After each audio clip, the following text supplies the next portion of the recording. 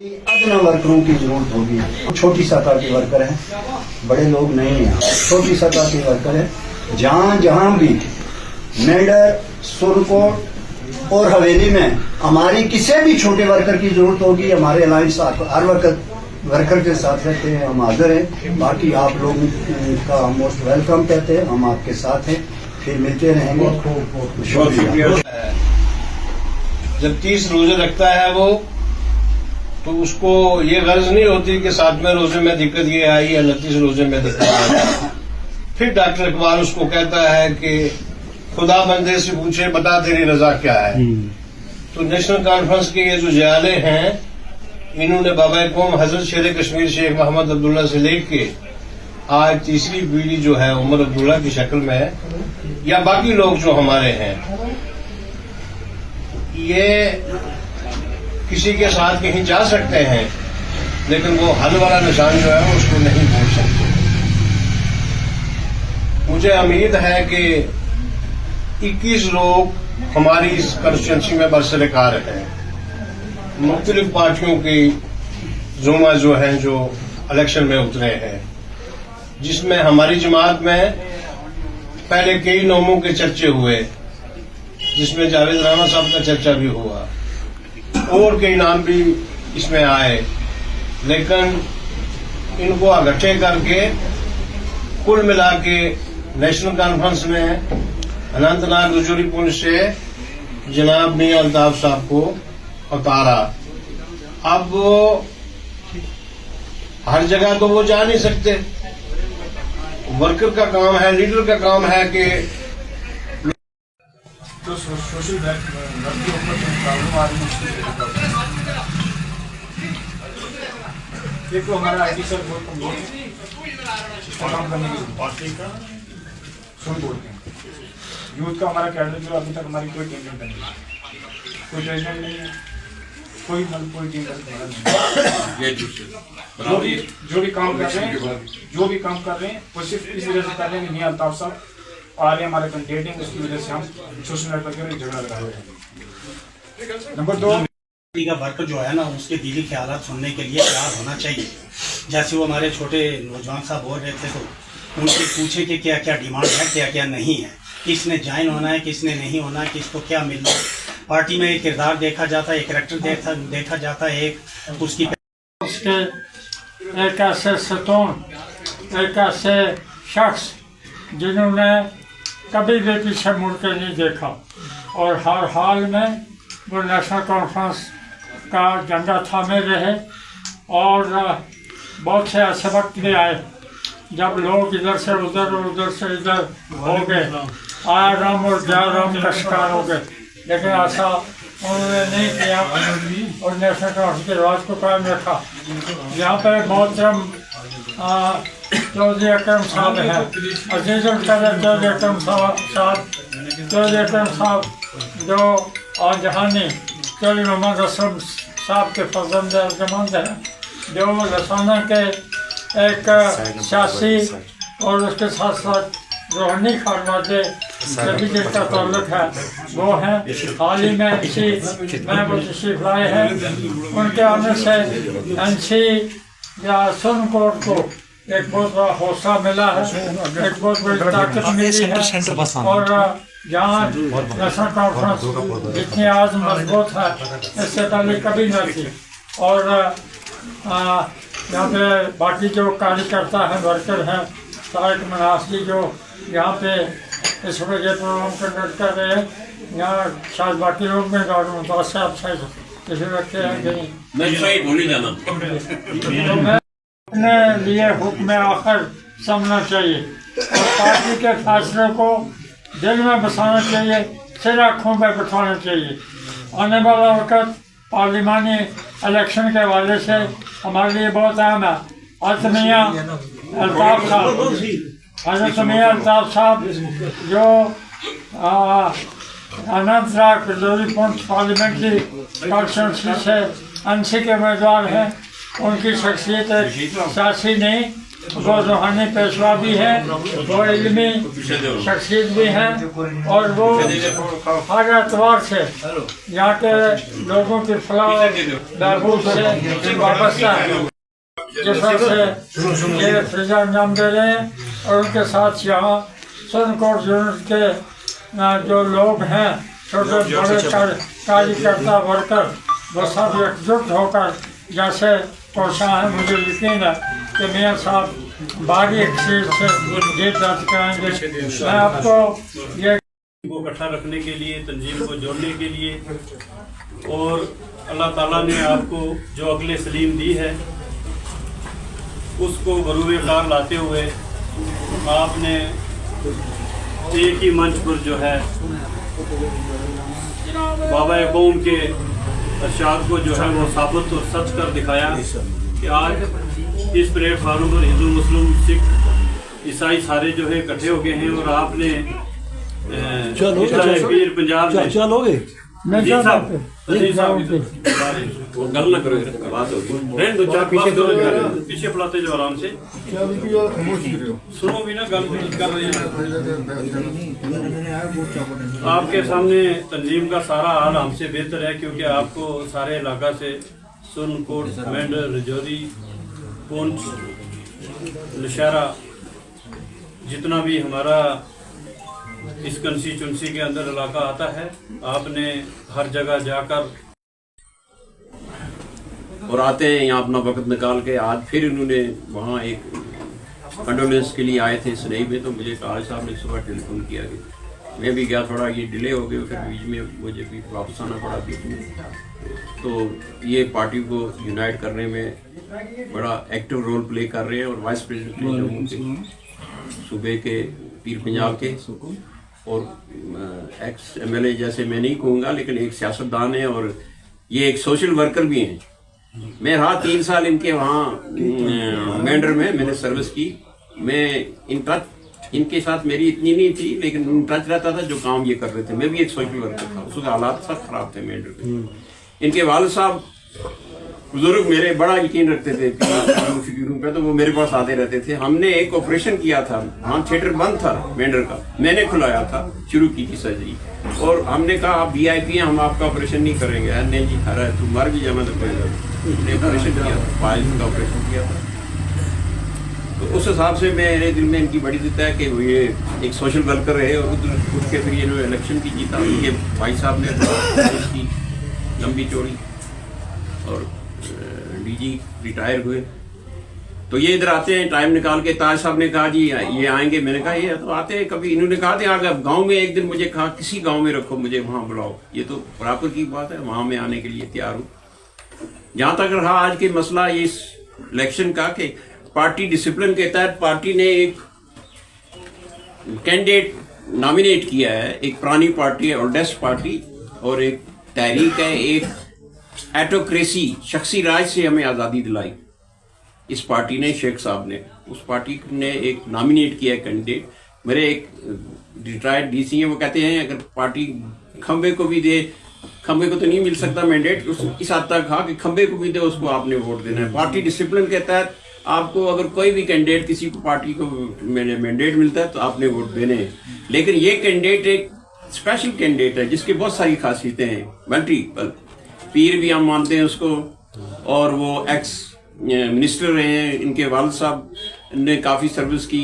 फिर उनके वालिद साहब, दादा साहब यहाँ हिजरत करके आए, अपनी वतन छोड़ के आए, यहाँ आप लोगों में यहाँ इस्लाम फैलाया। मेरे वालिद दादा साहब भी वहाँ, हम इकट्ठे रहते थे वहाँ। जिला हज़ारा से आए हम।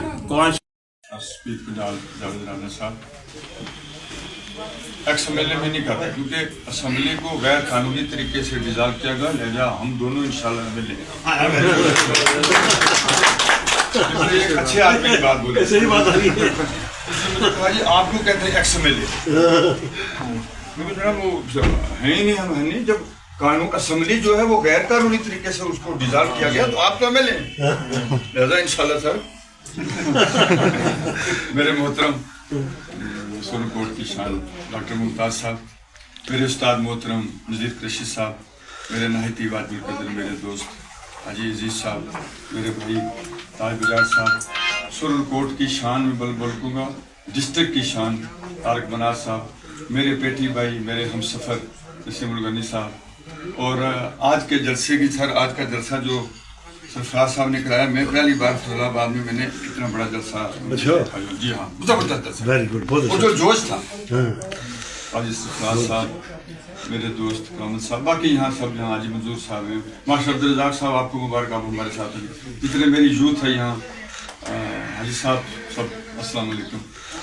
मेरे ख्याल में बात तो ज़्यादा करने की है नहीं, मुझे जो लगता है कि सिर्फ हमें कि हमारी पोलिंग होनी चाहिए, क्योंकि जो इलेक्शन को पीछे किया गया ये एक, मैं समझता हूँ कि किसी किस्म की साजिश के तहत किया गया, ताकि लोगों की माइग्रेशन जो है वो, क्योंकि मालूमेशी लोग लेकर घूमते अपने लोगों की तरफ जाते हैं, तो उसके ऊपर हमें ज़्यादा मेहनत करने की जरूरत है। बाकी मैं हर गाँव में जा रहा हूँ, शायद किसी साथी को इतना पता नहीं, मैं डेली कोई ना कोई मीटिंग नहीं, हम अच्छे से जलसे कर रहे हैं इंशाल्लाह। और जो जोश व खरोश में देख रहा हूँ बच्चों में, छोटे छोटे बच्चे, चाहे वो मेल हो या फीमेल, खुदा की कसम, ये इतना जोश के साथ झंडे रखे हो छोटे छोटे कि कब इलेक्शन हो, तो ये एक अच्छी बात है। तो इस लिहाज से इंशाल्लाह थोड़ी सी इसमें जो एक टेम्पो बना था ना, एक जोश, उसमें थोड़ी सी कमी है, क्योंकि इलेक्शन थोड़ा सा पीछे हो गया। कोई आदमी किसी को जम्मू जा रहा हूँ जी, कोई कहता है जी मुझे वो काम पड़ गया, वो पड़ गया।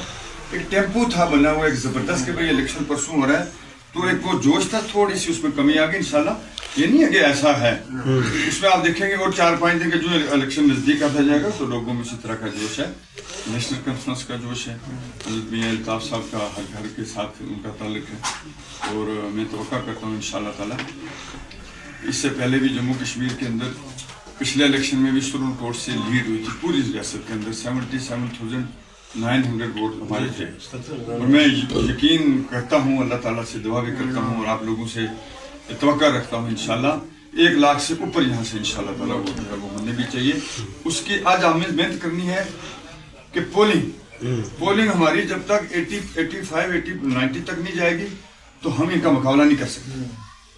बाकी ग्राउंड पे पार्टियां आती हैं जाती हैं, किसी की साइड कोई ऐसी जो मैं अपने महसूस कर रहा हूँ ना, यहाँ बीडीपी का कोई उस तरह का मसला है, ना कोई दूसरी जमात का मसला है। नेशनल कॉन्फ्रेंस यहाँ इंशाल्लाह ताला अपर हैंड है और रहेगी, लेकिन हर आदमी की अपनी ड्यूटी है कि वो अपने घर से बाहर निकले।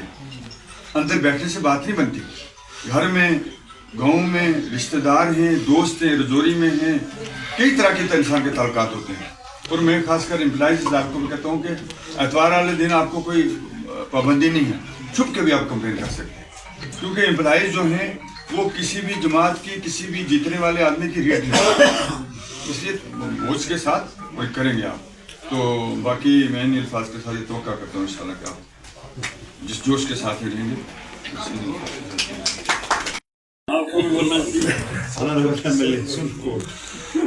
नवाकम चौधरी साहब, आप यहाँ बैठे हुए हमारी तंजीम की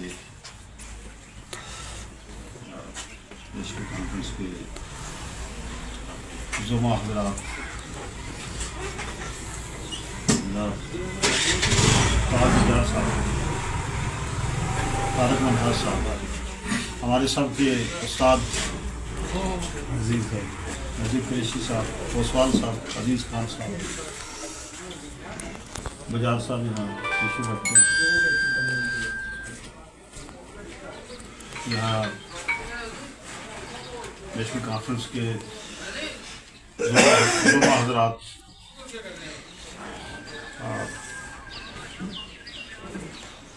एक फर्ज समझते हुए, हालांकि आप सब लोग काम कर रहे हैं अपने अपनी फील्ड में और बड़े अच्छे तरीके से काम कर रहे हैं, अच्छी जो फीडबैक है यहाँ की बहुत अच्छी है सुरनकोट की। और हमारे जो जुमा हजरात हैं वो अपनी अपनी फील्ड में काम कर रहे हैं, लेकिन फिर भी ये एक ज़रूरी मैं समझता था कि एक रिव्यू मीटिंग जो है नेशनल कॉन्फ्रेंस कांग्रेस की ली जाए। और क्योंकि 2 जमातें जो हैं उनको साथ लेके चलना थोड़ा मैं कहूँगा कि एक हिसाब से मुश्किल भी होता है। अपनी अपनी साइकी होती है, अपना अपना वो, तो अगर चल पड़े तो फिर इसमें कोई दुश्वारी भी नहीं होती। लेकिन यहाँ मुझे लगता है कि इतना जमातों में भी इख्तलाफात जो होते हैं वो इतना सुप्रीम कोर्ट में खासकर पीर पंजाल में देखने को नहीं मिलता है, क्योंकि एक ही समाज के लोग हैं, इधर हुए उधर हुए, समाज तो हम सब के एक ही समाज है, बेशक एक ही लोग हैं। और बरकैफ सियासी बसीरत जो पीर पंजाल के लोगों में है माशाल्लाह, वो पीर पंजाल के मुकाबले में बाकी एरिया में इतनी नहीं मिलती है। हमारा हर आदमी जो है वो एक सियासी सोच रखता है, चाहे वो प्रैक्टिकल पॉलिटिक्स में हो या एक्टिव पॉलिटिक्स में हो या घर में बैठा हो, लेकिन वो सियासत की पूरी खबर रखते हैं। इस वक्त पार्लियामेंट का इलेक्शन चल रहा है और जाहिर है कि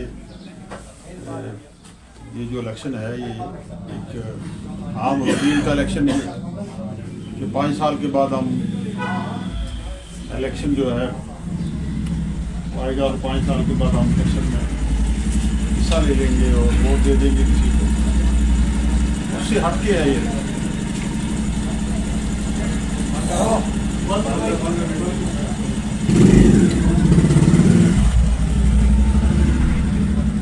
ये पूरा मुल्क जानता है और खासकर हम लोगों को, जम्मू कश्मीर के लोग हैं,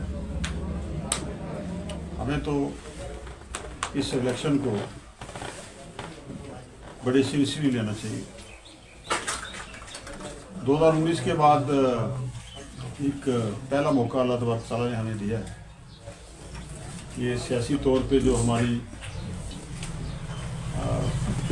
जलालत हुई, यहाँ हमें ह्यूमिलेट किया गया 5 अगस्त 2019 को, रियासत का दर्जा छीन लिया, 370 को हटा दिया, 35 को हटा दिया, और उसके बाद जो तब्दीली और जो जबरदस्त तुग़यान जो हम पे चला, और फिर जो झूठे वादे जो गवर्नमेंट मशीनरी ने और सरकार ने किए। आपको याद होगा कि यहाँ के गवर्नर साहब, लेफ्टिनेंट गवर्नर साहब की बहुत बार मैंने भी स्टेटमेंट सुनी है कि लोग इसी व्यवस्था में खुश हैं कि यहाँ कोई डेमोक्रेटिक प्रोसेस ना हो, यहाँ जमहूरियत का नाम ना हो, यहाँ कोई डेमोक्रेसी ना हो, असम्बली ना हो, आपकी पंचायतें डिज़ॉल्व हैं, आपकी म्यूनसिपल कॉरपोरेशन म्यूनसिपलिटी डिज़ॉल्व है, कोई नुमाइंदा रोल ही नहीं है जम्मू कश्मीर में। इस वक्त मुझे बताइए, कोई नुमाइंदा रोल नहीं है इस वक्त। और सरकार का ये दावा कि लोग इसी व्यवस्था में खुश हैं, और इस चीज़ को हम समझते नहीं। मैं कहूँगा कि जितना ये कज़िया है 5 अगस्त 2019 के बाद, अगर इस जो हमारे साथ जो जुल्म हुआ, जो ज़्यादती हुई, इसके मैं कहूँगा कि 99% हम लोग जिम्मेदार हैं इसको, इसको जो ज़्यादती को हमने उस ढंग से इसको डिस्प्ले नहीं किया कि हमारे साथ क्या जुल्म सितम हुआ। अब बात लंबी हो जाएगी, मैं मुख्तसर आपसे ये गुजारिश करूं कि जो गवर्नर ने कहा, लेफ्टिनेंट गवर्नर साहब ने, कि लोग इसी व्यवस्था में खुश हैं। आपने देखा होगा पिछले 5-6 साल में दुरुस्त है कि अगर कोई सेक्रेटरी, मैं चिल्ला चिल्ला के ये कहता हूँ कि गवर्नमेंट जो है पब्लिक आउटरीच प्रोग्राम, जिनको दरबार करके कहते हैं, क्या डीसी का दरबार है, एडमिनिस्ट्रेटिव सेक्रेटरी का दरबार है। आज मिनिस्टर जो है यहाँ 200 के करीब मिनिस्टर जो है, इसलिए 200 से ऊपर मिनिस्टर यहाँ आया होगा पिछले 3-4 साल में। लेकिन मुझे बताइए कि क्या कोई 10 रुपये का भी कोई काम इस आउटरीच में किसी को मिला? बिल्कुल। एडमिनिस्ट्रेटिव सेक्रेटरीज आए, डीसी के दरबार लगते हैं हर जगह पे। मुझे बताइए, एक छोटा सा मसला है यहाँ, एक रोड पे कहीं मुझे भी लोग फोन करते रहते हैं कोई एक रोड जो है ये CRF की जो रोड जा रही है, ये कब्रिस्तान जो है वो टूट के नीचे आ गया है। DC से लेके AW से लेके चीफ सेक्रेटरी तक मैंने फ़ोन किए। आज भी मैं इनको बजाज साहब को पूछ रहा था कि अभी वो होने वाला है जी, कभी हुआ कुछ। मुझे बताइए कि सरकार की कैपेसिटी ये है और दावा क्या है, लोग इसी व्यवस्था में खुश हैं, और उसका सबसे बड़ा अगर मुलजिम कोई है, जुर्मदार कोई है, हम लोग। बिल्कुल, क्योंकि हमने ये साबित करने ही नहीं दिया कि हमारे साथ कोई ज्यादती हुई। आज यहाँ पता लगेगा कोई सरकार की तरफ से या दरबार का नाम लेके यहाँ कोई आएगा, आउटरीच प्रोग्राम करेगा, DC करेगा या कोई सेक्रेटरी आएगा, तमाम लोग भाग जाएंगे। मुझे याद है एक मंत्री साहब थे यहाँ पिछले टाइम में, तो हमारे लोगों की साइकी भी ऐसी है कि वो मंत्री साहब थे कहीं डाक बंगलों में, तो रजौरी में, तो वहाँ DC भी लोकल थे और मंत्री भी लोकल थे। तो काफी लोग ऐसे बैठे हुए थे मंत्री के पास, मंत्री साहब लोगों के साथ डिस्कस कर रहे थे। किसी ने कहा कि DC दूसरी तरफ आ गए, और सब लोग उठे कि DC की तरफ चले। मंत्री साहब इधर उधर देखने लगा, तो फिर बेचारा अकेले गाड़ी में बैठा वो चला गया दूसरी जगह। तो साइकी तो हमारी ये है,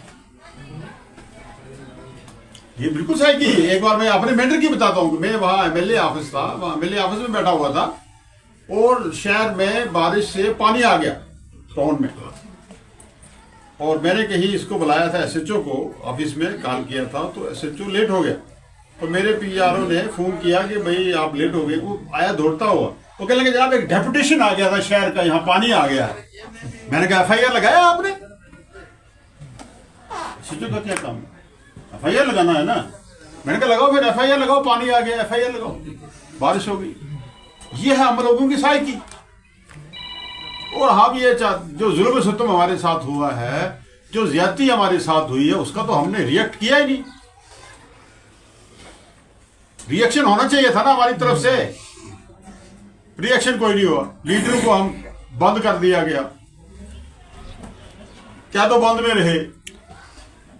कोई अगर बोलता था कोई आदमी, उसके खिलाफ PSA लगता था, लेकिन हम जो है खामोश है।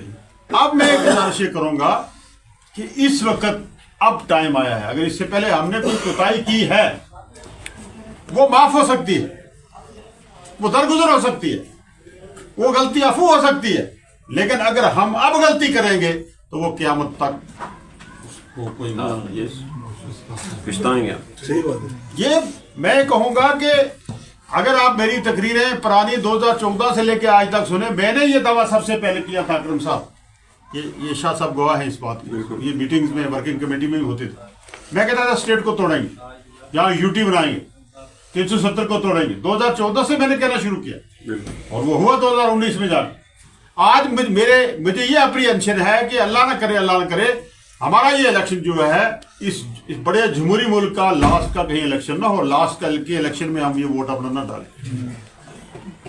इसलिए मैं आपसे ही नहीं बल्कि मैं हर जगह पे अपील करता हूं, पूरे देशवासियों से अपील करता हूं कि जो लोग इस देश को बचाना चाहते हैं, जो लोग ये गंगा जमनी तहजीब के अलमबरदार हैं, जो हिंदू मुस्लिम सिख ईसाई इत्तेहाद के अलमबरदार हैं, उनको इंडिया ब्लॉक को वोट करना चाहिए।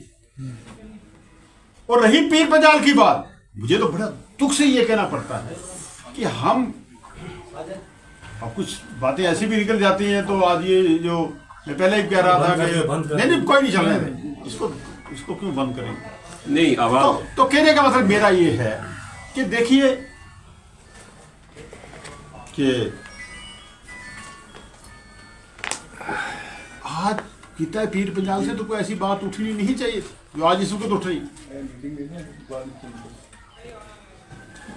एक मूवमेंट चली है पिछले 70 साल से, पहाड़ी मूवमेंट चली, उन्होंने डिमांड की कि हमें शेड्यूल ट्राइब दिया जाए, और वो डिमांड फुलफिल हुई, शेड्यूल ट्राइब सरकार ने दे दिया। ये कंटिन्यू प्रोसेस है। शेड्यूल ट्राइब की लिस्ट में कम्युनिटीज आती रहती हैं, उससे निकलती रहती हैं, ये कंटिन्यू प्रोसेस है। और एक वेलफेयर स्टेट की ये ड्यूटी बनती है कि अपने समाज में कोई डाउन ट्रोडन है, कोई पिछड़ी जाति है, कोई कमजोर लोग हैं, उनको ऐट पार करने के लिए इस जिम्मे में शामिल करते हैं। कहीं किसी को OBC में लाते हैं, कहीं RBA करते हैं, कहीं शेड्यूल ट्राइब करते हैं। हो गया सरकार की ये वेलफेयर सरकार की ये ये ड्यूटी है, ड्यूटी बनती है, ड्यूटी बॉन्ड है। मुझे बताइए कि लोगों ने यहाँ वादा किया था कि हम जी बीजेपी को देंगे एहसान का बदला ऐसा, तो मैं पहले ही कह चुका कि बीजेपी ने उनको कैंडिडेट में ये सब नहीं हुआ,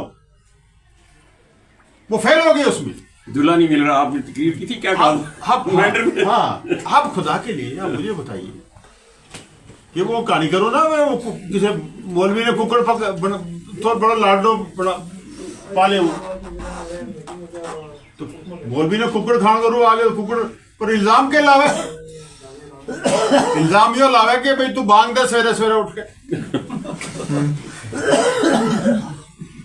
तो एक दिन कुकड़ ना कहने लगा मौलवी कि जनाब तुमने बांग नहीं देनी भाई, ते आज बात तू मेरे सवेरे सवेरे ठाल दे, शोर ना करा कर सवेरे सवेरे, तो मैं तेरा छुरी फेर देनी।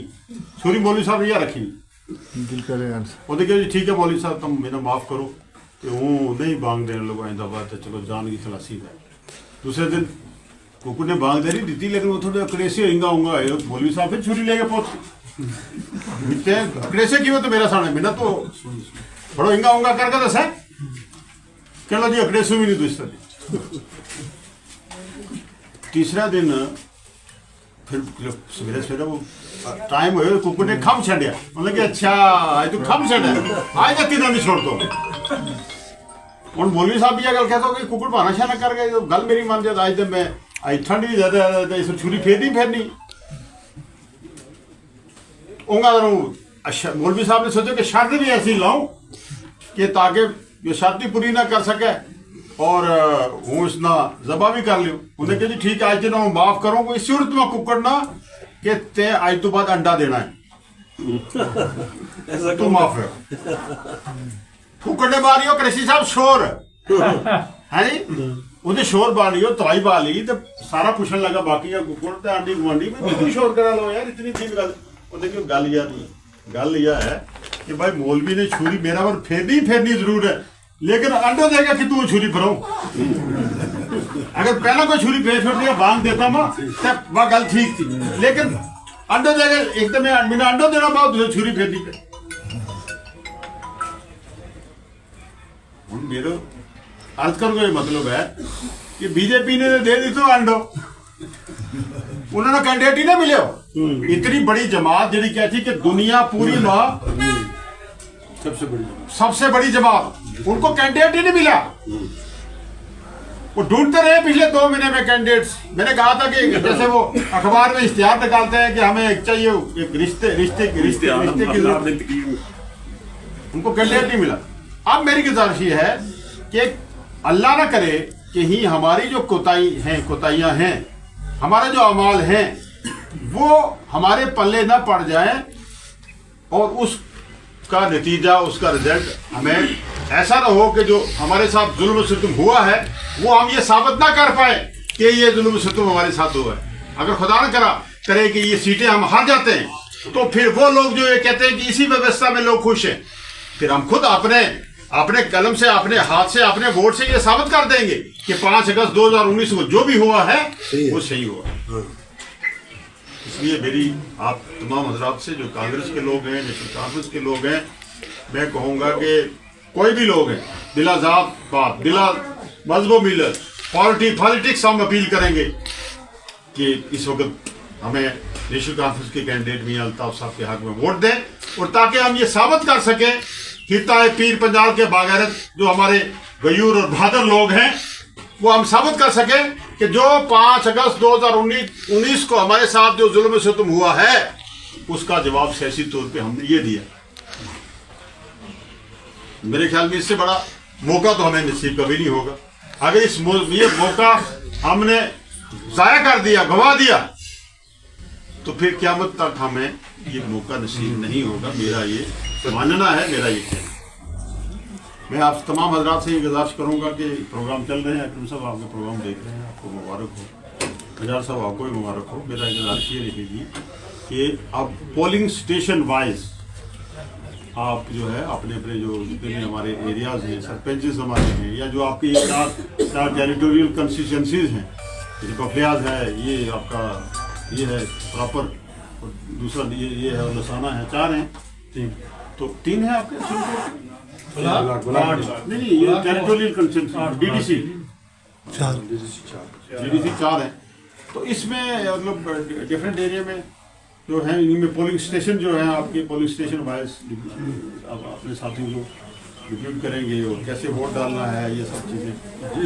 पोलिंग परसेंटेज जो है आपकी किस तरीके से बढ़ेगी और ये सब चीज़ें आप देख रहे हैं क्योंकि आज ये इलेक्शन लड़ रहे हैं। बिल्कुल ये सब चीज़ें देख लेंगे तो इसमें क्योंकि लोगों के जज्बात भी बहुत हैं और ये होता भी है।